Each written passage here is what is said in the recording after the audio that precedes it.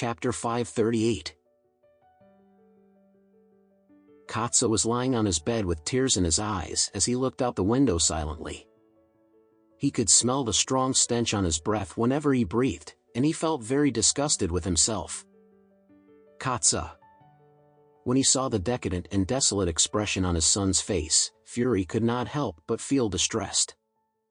Katsa did not look at him but instead continued to stare out the window as he choked and said, "Dad, why don't you just let me die?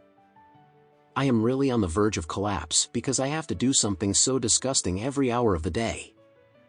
Fury hurriedly stepped forward as he held his son's hand and said, "My good son, you have to remember that it is always better for you to live than to die." Katsa burst into tears before he said, "But who can live an even more miserable life than mine? If I have to continue living like this for the rest of my life, I would rather be dead now." Fury felt very upset, and he said seriously, "Katsa, don't worry. Dad will definitely heal you no matter what method I have to use. I promise you." Katsa turned his head around and looked at his father before he subconsciously asked, "Dad, do you mean what you just said?" As Katsa spoke, the strong stench coming from his mouth hit Fury directly. Fury's eyes reddened immediately, and he even shed 2 drops of tears. He resisted the wave of nausea that hit and his strong urge to vomit before he nodded and replied, "Yes, I mean it. You don't have to worry." Then, Fury spoke again, "I will arrange for someone to take you back to Sudbury tomorrow. I will stay behind in Orris Hill to find the culprit who did this to you. After that, I will surely find a cure for you. Make sure that you take care of your health after you go home. Wait for your father to come back with good news." Katsa nodded excitedly as he suddenly felt a glimmer of hope. Edward could not help but sigh as he said, "Katsa, don't worry. I swear I'll take revenge for you and kill the person who did this to you."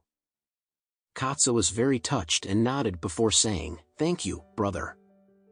At this time, a nurse came knocking on the door before she entered and said, "Mr. Whale, there is a Mr. Adair and Miss Adair who are here to see you."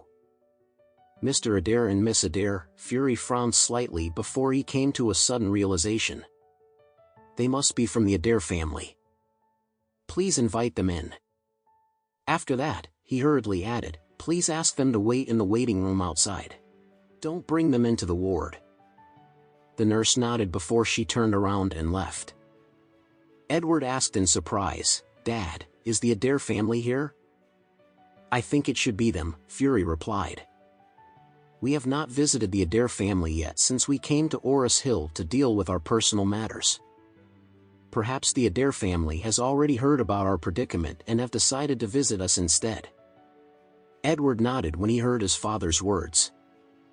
At this time, he suddenly thought of Faria, the young lady of the Adair family. The last time he had seen Faria was about 3 to 4 years ago. At that time, Faria was already very beautiful. He had thought of pursuing Faria back then. After all, Faria was not only very beautiful, well-educated, and capable, but the most important thing was the fact that the Adair family was also very wealthy and powerful. It could be said that the Adair family would be a perfect match for the Whale family. However, he had not completed his studies at that time, so he did not have the time to pursue and go after Faria. After returning to the country, he had been busy learning the ropes and taking over the family business from his father. Therefore, he did not come to Orris Hill and kept delaying his intentions and planned to pursue Faria. When he heard that there were visitors from the Adair family, Edward's affection and feelings for Faria suddenly returned. He was already looking forward to meeting her again. He sincerely hoped that Faria would be one of the 2 people who came here today.